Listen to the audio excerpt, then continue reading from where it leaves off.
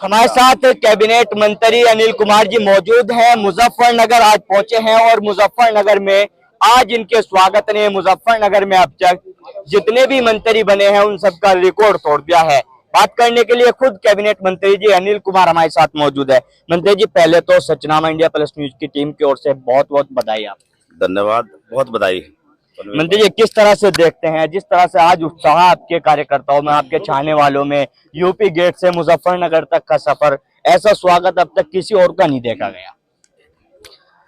अब इसका पूरा जो श्रेय जाता है ना जी वो तमाम इन कार्यकर्ताओं को जाता है। मेरा जी। कुछ नहीं है जी मेरी जो भी ताकत है, जी जो भी है, जी वो इनका प्यार है जी और कुछ नहीं है। अब इनका प्यार है। ये यूपी गेट तक गए, इतनी तादाद में गए, 1 घंटा जाम में लोग फंसे रहे। मुझे उस बात की खेद भी है कि आम जनता को परेशानी हुई, लेकिन काफिला इतना जबरदस्त था कि मैं खुद भी उस जाम में फंस गया। 1 घंटे में तो नहीं पहुंचा इनके पास। बंगेला चेक पोस्ट पे ऐसा हाल हो गया था।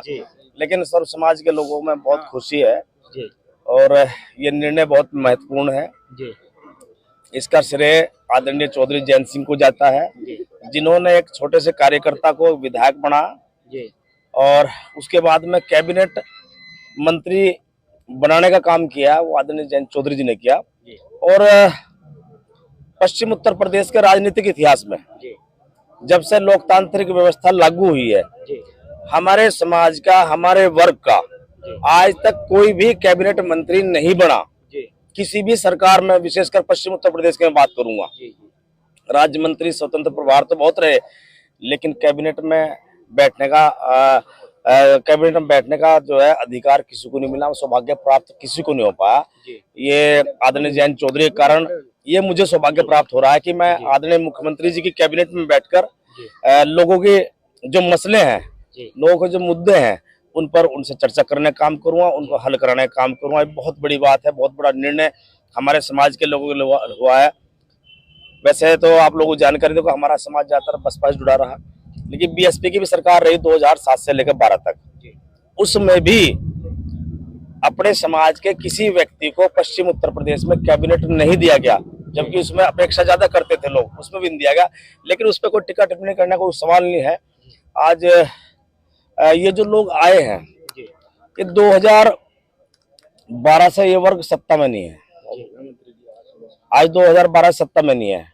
इनका एक तरह से देसी भाषा में सूखा चल रहा था, आज इन्हें गिल्ला हुआ पहली बार। भाई 12 तक तो सत्ता में रहे, 12 के बाद में 12 से तो जो है 13 साल हो गए, लगभग 13 साल हो गए। 13 साल बाद आज ये लोग जो है अपना आप को गौरवान्वित महसूस कर रहे हैं, सम्मानित महसूस कर रहे हैं कि भाई हमारे बीच का व्यक्ति, आज एक हमारे बीच का व्यक्ति आया है।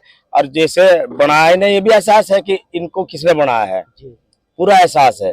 और मुझे उम्मीद भी है कि ये जो है उस जो कर्ज, एक तरह से जो कर्ज आदरणीय जयंत चौधरी जी ने हमारे समाज पे चढ़ाने का काम किया है, उस कर्ज को मुझे पूरी उम्मीद है मेरे समाज से कि उस कर्ज को ये उतारने का काम भी करेंगे, मुझे लगता है। क्योंकि देखो बहुत ये बड़ा मसला है। ये आदरणीय चौधरी चरण सिंह जी जब राजनीति करते थे, उन्होंने ये जातियों का, सब जातियों का ताना बाना बुनने का काम उन्होंने करा था। वो देश के प्रधानमंत्री कुर्सी तक पहुंचे। कभी भी कोई भी व्यक्ति या कोई भी नेता अपने जो अपनी मान लो अपने वर्ग का जो होता है, उससे इतनी बड़ी ताकत नहीं बना सकता। ताकत, राजनीतिक ताकत जब बनती है जब सभी वर्गों के, सभी धर्मों के, सभी लोगों को साथ लेकर चलते हैं। और आज बहुत सारे लोग डिबेट्स में कह रहे हैं इस बात को कि जो चौधरी चरण सिंह जी की नीति थी, उस नीति को आज जमीन पर उतारने का काम आदरणीय चौधरी जयंत सिंह जी कर रहे। जिस प्रकार उन्होंने गरीब लोगों को MP MLA बनाने का काम किया था चौधरी चरण सिंह ने अपने समय में, कुतुबपुर के नंदराम जी हुआ करते थे, वो पार्टी के लिए प्रचार करते थे। उनको घर से उठाया तो चलिए नंदराम जी आप पर्चा भरिए, MLA बनिए, MLA बना नंदराम जी को। हमारे ही मामा कसियरा में नैन सिंह जी हुआ करते, BKD से रहे कभी। BKD पहले उन्हीं का दल था, उनको उन्होंने बनाया काम कर। और आज अगर अनिल को भी बड़ा सम्मान देने का काम किया था, फिर वही कड़ी याद आती है। आज फिर उन्हीं को श्रेय जाता है। तो बड़ा श्रेय, बड़ा काम उन्होंने किया है, अप्रत्याशित है। जब मुझे फोन आया आदरणीय जयंत चौधरी जी का, मेरे लिए बहुत भावुकता का पल था जी। मेरे पास कोई शब्द नहीं थे उनका, मैं किन शब्दों से उनका आभार व्यक्त करूं। जी। जब उन्होंने कहा कि अनिल तुम लखनऊ पहुंचो, तो बहुत बड़ी बात है। जी। और उनके लिए भी शायद कड़ा निर्णय कड़ा रहा होगा, लेकिन मेरे लिए भी चुनौतीपूर्ण विषय है। जी। 3 बार एमएलए हूँ, तीसरी बार विधायक हूँ, वो भी चुनौतीपूर्ण है। जी। लेकिन हमने उसे ईमानदारी निष्ठा से लोगों की सेवा करने का काम करा। आज उसी सेवा का परिणाम है कि इतने लोग आज यहाँ खड़े हैं। जी। और वहां तक जी। मैं इसका कोई विश्लेषण ये नहीं करता कि भाई जैसे आप ये कह रहे कि बड़ा स्वागत छोटा स्वागत, लेकिन यह लोगों का प्यार है, लोगों ने उस प्यार को जताने का काम किया है। और मेरे लिए चुनौती ये भी हो गई है, ये इतने लोग जो मुझसे कुछ उम्मीद कर रहे हैं, अपेक्षा कर रहे हैं, वो मेरे लिए चुनौतीपूर्ण विषय है। मुझे इनके मान सम्मान की रक्षा भी करनी पड़ेगी, इनका काम भी करना पड़ेगा। मंत्री जी, जिस तरह से आज आप मुजफ्फरनगर पहुंचे, हृदय स्थल शिव चौक पर, भावुक होते हुए आपने हमारे साथियों से बात करते हुए कहा कि मंत्री भले ही बन गया हूं, लेकिन आज भी वही अनिल कुमार विधायक हूं, उसी प्रक्रिया से अपनी जनता से मिलूंगा। ये चर्चा लगातार हो रही थी क्षेत्र में कि मंत्री बनने के बाद मिलना ना पॉसिबल होगा। देखो एक बात सुनो, मैं तीसरी बार एमएलए हूँ।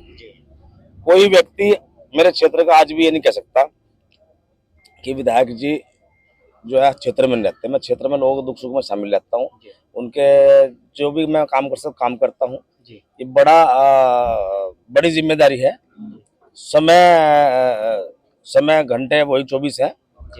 मुझे प्रदेश भी देखना है, क्षेत्र भी देखना है, अपनी पार्टी भी देखनी है, लेकिन ऊपर वाले की दुआ से है अपने में स्टेमिना था, मैं सारे काम कर लूंगा, कोई दिक्कत नहीं है। और जो उम्मीद मेरे नेता ने मुझसे लगाई है, उन उम्मीदों पर एक खरा उतरूंगा और ईमानदारी निष्ठा से उतरूंगा। और कैबिनेट मंत्री के तौर पर जो भी मुझे विभाग मिलेगा, जो भी आदरणीय मुख्यमंत्री जी मुझे विभाग देंगे, उस विभाग के जो भी कार्यक्रम होंगे, उन कार्यक्रमों को जमीन तक पहुंचा के एक आम आदमी के पहुंच तक उनको पहुंचाने का काम करूंगा, एक आम आदमी तक उन्हें पहुंचाऊंगा, ताकि जो उनका लाभ उनको हो सके। मंत्री जी, राजनीतिक गलियारों में चर्चाएं हैं, आप 2 विधायक गठबंधन के पूरे राजनीतिक घटनाक्रम में ऐसे थे कि विशेष तौर से आप पे निगाहें बनी हुई थी राजनीतिक गलियारों में कि आप लोग जो हैं जा सकते हो बीच में, लेकिन जिस तरह से आपको एक इनाम दिया है, चर्चा है कि आपके सब्र का फल आपको मिला है। देखो मेरी बात सुनो, मैं जहाँ रहता हूँ दिल से रहता हूँ, ईमानदारी से रहता हूँ। झूठ फरेब मेरे जहन में ना तो है, ना धोखा है मेरे अंदर। हम लोग समाजवादी से जरूर थे, सीट राष्ट्रीय लोकदल में चली गई थी, राष्ट्रीय लोकदल से हम लोग एमएलए हुए, ठीक है। हमने जो है आदरणीय अखिलेश यादव जी को भी ये कह दिया था, मैं कहा देखो साहब हम सिंबल के अगेंस्ट वोट नहीं करेंगे, और हमने सिंबल के अगेंस्ट वोट नहीं किया। और ये मैंने स्पष्ट कह दिया था, मैंने कहा मैं आदरणीय जयंत चौधरी को वादा कर चुका हूँ, मैं वोट उनके राज्यसभा में उनके हिसाब से दूंगा। और मैं इसमें मतलब कोई ऐसी बात नहीं है, मैंने उनका सम्मानजनक स्थिति में उन्हें अपना मैसेज कर दिया था, उनसे बात हो गई थी, उन्होंने मुझे कोई ज्यादा प्रेशर नहीं करा। ये जो बात चल रही है भ्रामक है।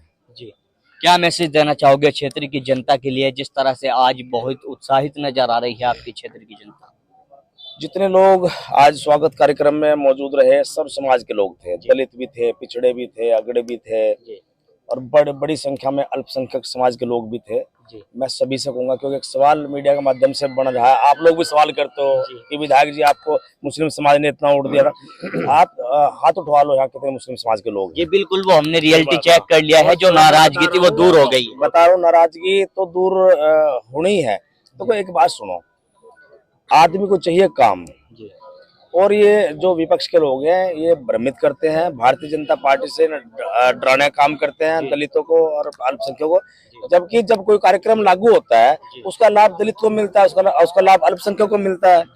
आखिरी सवाल मंत्री जी, आपने मुजफ्फरनगर में एक बयान दिया है कि इस बार 2024 के चुनाव में जो दलित वोट था वो एक तरफा आपके पक्ष में आपके क्षेत्र में नजर आने वाला है, बहन जी को कोई वोट नहीं जाने वाला, इस तरह का आपने आते ही एक बड़ा बयान दिया है। मैंने बयान ये नहीं दिया कि बहन जी को वोट जाने वाला नहीं है, लेकिन हमारा जो समाज है वो एक बुद्धिजीवी है, राजनीतिक सोच रखता है, अच्छा बुरा वो भी समझ रहा है आज। अब मान लो उनकी मूल पार्टी तो आज स्थिति बड़ी विकट है, उसका जिम्मेदार अनिल तो है नहीं, उसका जिम्मेदार नेतृत्व है, लेकिन उसका खामियाजा कौन भुगत रहा? खामियाजा भुगत रहा हमारा समाज।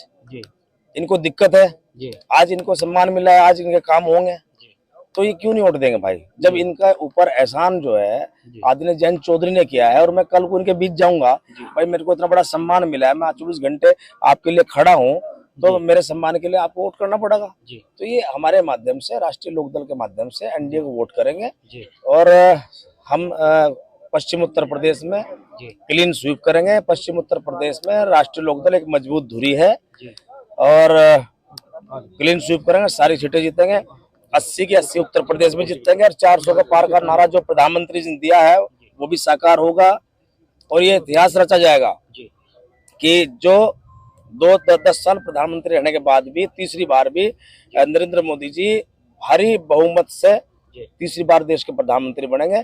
कुछ मसले हैं, हमारे लोगों के भी हैं, कुछ मसले अल्पसंख्यकों के भी हैं, लेकिन अगर हम उनको विपक्ष के नाते उठाते रहेंगे तो सत्ता हमारी बात क्यों मानेगी? आज हम लोग सत्ता के साथ जुड़े हैं, कुछ मसले हमारे दलित समाज के भी हैं, उन मसलों को हम प्रधानमंत्री जी के सामने, माननीय मुख्यमंत्री जी के सामने तर्कों के साथ में रखेंगे कि हमारे लोगों की कुछ दिक्कतें ये हैं, आप इनको दूर करें। मान लो मुझसे अगर ये पूछे मुख्यमंत्री जी या प्रधानमंत्री जी कि भाई क्या दिक्कत है, आपका समाज थोड़ा सा दूर हमसे क्यों रहता है, तो मैं ना तर्कों की सहित उनके सामने बात रखेंगे। जो मसाइल हैं उन्हें सरकार ही तो हल कर सकती है, विपक्ष थोड़ा हल कर सकता है।